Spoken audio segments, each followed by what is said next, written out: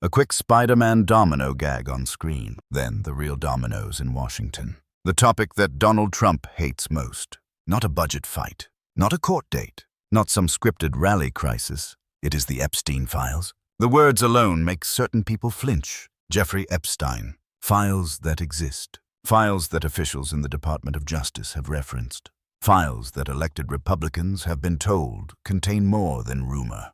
Files that, according to fresh Republican chatter, could land like a hammer if they are finally forced into the light. The pushback begins with a scoff. Are we still talking about Jeffrey Epstein? Yes, we are still talking about Jeffrey Epstein, because the evasion never stopped. Because every time the subject comes up, there is a dodge. Because every time a microphone gets close, there is a pivot. Because there are always reasons to delay, to deny, to derail, and those reasons always line up with the interests of the powerful and with the rights of the public to know what was done and who was involved. People ask why the story will not die. The answer is simple. His story does not die because the truth was never allowed to live in public. Now we arrive at the first crack in the wall. New reporting spreading through Republican circles that DOJ contacts told sitting GOP members that Trump's inclusion in the Epstein files is worse than feared. Not a small matter, not a stray reference, not an entry that can be shrugged away with a one-line statement, worse than feared.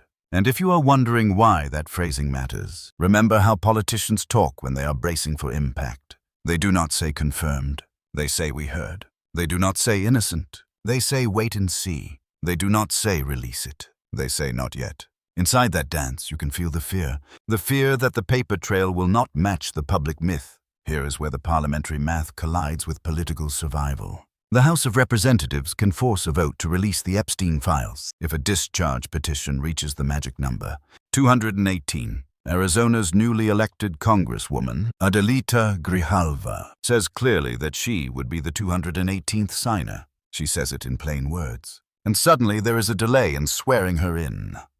Speaker Mike Johnson is in the gatekeeper chair. The calendar starts to look like a tool, not a schedule. The clock becomes a weapon. The story explains itself. If Adelita Grijalva signs at 218, the petition is live. If the petition is live, the vote comes to the floor. If the vote comes to the floor, members have to go on record. That is the one thing a quiet caucus fears most. The roll call. Grijalva believes the delay is not an accident. She believes it is connected to the petition. She says so openly. And while she waits for a Bible and a photo and a hand in the air, America waits for transparency. Here is the strategic twist that has Republicans whispering to reporters. Representative Eric Swalwell says when the files are clearly going to be released, Republicans will not stay put. He predicts a jailbreak, not 2 or 3 Republicans tiptoeing across the aisle. More than 100 Republicans, he says, will vote to release the files. Why? Because they read their own polling. Because they understand what it means to be labeled protectors of predators. Because there is only one thing more dangerous than angering a former president. And that is angering your own voters when the subject is abuse, exploitation, and impunity. Dominoes do not fall on their own. They fall when someone knocks the first one. At the same moment that this discharge petition pressure builds, another thread spools out in the open. Journalist David Schuster says, House. Republicans told him they have heard from FBI and DOJ contacts that the contents of the Epstein files are worse than the descriptions already known from Michael Wolff. If you have followed the saga, you know the reference. Michael Wolff, who wrote about Trump and looked into Epstein, says Jeffrey Epstein showed him photos. Not vague photos, specific photos. Photos kept in a safe. Photographs laid out like playing cards on Epstein's table. 2 images that Wolff says showed young topless women sitting in Trump's lap outside Epstein's Palm Beach home. A 3rd image Wolff describes in detail, right down to the light tan. Trousers and a visible stain, with a group of girls pointing and laughing. Then the photos back to the safe. Close the door. Click the lock. Conversation over. Let us draw a firm line. Those pictures have not been produced publicly. They remain allegations, presented as Wolff's account and handled by the press as claims, not as proven fact. But now comes the question that keeps bouncing around like a bell in an empty hall. Why has Donald Trump, who sues critics and media and rivals and former allies as a reflex, not sued Michael Wolff over the most explosive part of Wolff's account? Why no defamation lawsuit here? Why no cease and desist letter made public? The silence is its own character in this story. It stands in the doorway like a figure you cannot make out, but you can feel eyes on you. Another corner of the same room, a Senate oversight hearing. Former Florida Attorney General Pam Bondi appears. Senator Sheldon Whitehouse asks directly about reports of those pictures. A simple question invites a simple answer. But the answer does not come. Bondi does not address it. She sidesteps. She leaves the question hanging in the air, heavy and obvious. The old word for this is stonewalling. The modern word is deflection. The effect is the same. A refusal to answer where an answer would clarify. The non-answer says there is something to protect or something to fear or both. And Republicans who watched that exchange did not miss the signal. It startled them. It pushed that rising anxiety one notch higher. Michael Wolff, still describing his encounters with Epstein, adds an eerie coda. When he encouraged Epstein to use those pictures against Trump, Epstein replied in essence that he was many things but not crazy. The implication was that crossing Donald Trump is dangerous to a degree that even Jeffrey Epstein did not want to test. That comment lingers because it slots into the larger logic of power. The reason sensitive files stay sealed is not only law, it is fear. Fear of destroying the wrong career, fear of activating the wrong machine, fear of being isolated when the counterpunch comes. Now shift to the comment that gives away more than it conceals. Trump is asked about Prince Andrew and the Epstein scandal. He speaks of tragedy for the royal family, sympathy for the family. To sympathy for the victims. Not a word about the young women whose lives were made smaller by men who thought consequences were for other people. Why does that matter? Because it reveals worldview. When someone looks at a scandal centered on exploitation to pool and sees only the pain of the powerful, they are telling you who they are. They are telling you how they rank human beings. They are telling you which side of the glass they believe they stand on. Back to the House. The discharge petition is not magic. It is a blunt instrument with precise rules. It exists for moments exactly like this, when leadership will not schedule a vote on a matter of public interest. Members can gather signatures. When the count hits the threshold, the measure moves. The Speaker's calendar no longer blocks it. That is why Adelita Grijalva, naming herself as the 218th signature, is not trivia.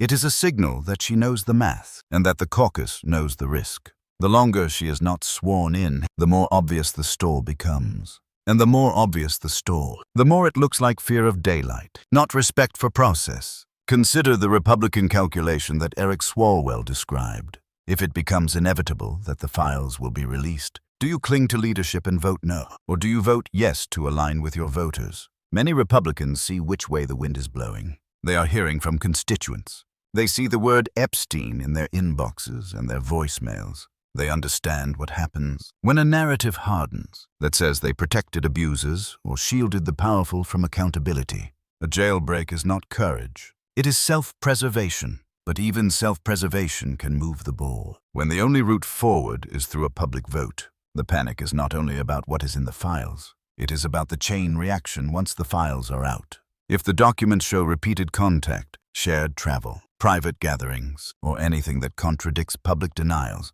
then subpoenas follow. If there are images that match Wolff's description, then expert analysis follows. If there are names that were whispered but never confirmed, then microphones find those people, and the light comes up. Every actor with a piece of the story gets a choice. Speak or be dragged. Confirm or deny. Risk perjury or risk exposure. That is how systems crack, not all at once, but one piece at a time until the weight of the truth splits the frame. Donald Trump understands momentum. He built a public life on it. He knows when a narrative is turning, and he tries to flood the zone with noise. Counter-accusations. Whataboutism. Declarations that something is fake. Declarations that something does not exist. Declarations that someone else is the real problem. But against a discharge petition and a caucus sensing a stampede, noise can do only so much. There is a reason you can feel the temperature rise when Adelita Grijalva's name comes up. There is a reason the words Eric Swalwell uses land with such force. It is not because Democrats discovered a new rhetorical trick. It is because Republicans are that close to breaking ranks. Let us talk about power and denial. Pam Bondi's refusal to answer Senator Whitehouse's question was not a small procedural dodge. It was a study in how people trained inside the system evaluate risk. An answer creates a quote. A quote can be checked. A checked statement can be contradicted. An evasion creates a fog. In fog, time passes. In time, pressure can fade. That is the calculation. It is the reason stonewalling survives decade after decade. But the public is learning. People now watch the refusal as the tell. The blank space is read as emphasis. The silence is heard as the loudest part. We should also discuss the ethics of rumor. David Schuster says Republicans told him they heard from FBI and DOJ contacts, that the contents are worse than Wolf described. That is a claim about what Republicans were told by contacts who themselves have not spoken on the record in that moment. Treat it as what it is, a reported account of private alarm. Do not mistake it for confirmed fact. Keep it exactly where it belongs, a strong indicator that the fear inside the caucus is real. A spark that can turn into fire if and when documents land in public and match the whispered warnings. If they do not match, the rumor collapses. If they do match, the rumor becomes a preview that everyone missed until it was too late. What happens if the files are released? Expect layers. Some parts clean and clear. Names, dates, flight logs, visitor lists, phone calls, emails, photographs, notes. Some parts messy. Redactions that invite more questions than answers. Disputed interpretations of images, disputed ages, disputed context. But there is a reason millions of people want them public. Democracy cannot function inside rumor. It either functions in light or it withers in the dark. The only cure for an infected narrative is disclosure. Bring the facts out, then debate them. If there is exculpatory detail, it will help the accused. If there is incriminating detail, it will help the victims and the truth. Now, the part that brings us back to the headline. Trump in full panic after his own party drops a bombshell. The bombshell is not a single new document. It is the aggregate reality that Republicans are no longer confident that they can sit on this forever. The bombshell is the prediction that more than 100 Republicans could vote to release the files if the discharge petition crosses the threshold. The bombshell is that the Speaker's delay is now being read as proof of fear, not proof of leadership. The bombshell is that inside the Republican conference, members are gaming out what they will say on camera when the vote happens, not if it happens. The bombshell is that people who once laughed off questions about Epstein are calling staff at night to ask what is in the files and whether their names might be tied by proximity, by event, or by photo. You also heard the moral tell. Trump speaks of tragedy for the royal family when asked about Prince Andrew. Not tragedy for the victims, not tragedy for the women who carry a lifetime of consequence because powerful men treated them as disposable. He worries about the houses of the powerful because he lives in the house of the powerful. He sees scandal as a storm that batters family brands. He sees victims as an afterthought, if he sees them at all. That lack of empathy is not only a character note. It is a strategic error in a moment when the country expects leaders to put survivors first. Let us be candid about Michael Wolff. He is a polarizing figure who has written explosive accounts before. That does not automatically make his description false or true. It places his claim in the zone where evidence decides. Produce the pictures and the debate shifts from credibility to verification. Fail to produce them and the claim remains an allegation that can never land a final blow. Trump's legal silence remains striking either way. If a claim is shatteringly false, the man who signs lawsuits like autographs should have already fired. He did not. We are close to a turning point. Adelita Grichalva says she is signature 218. Eric Swalwell says when the vote is inevitable, Republicans will flood across and vote to release. David Schuster says Republicans have heard from contacts that what is inside is worse than the rumors. Michael Wolff says he saw photos that would shatter the public image of a former president if verified. Pam Bondi refused to address a direct question from Senator Sheldon Whitehouse about those photos. Donald Trump has not sued over the most damaging claim. Donald Trump gives sympathy to a royal family, rather than victims, when pressed on the scandal's fallout. Each of these details stands alone. Together they form a picture of a party bracing for disclosure, a former president watching the calendar, a speaker trying to keep the floodgate closed, a freshman member ready to turn the key by raising her right hand and signing her name.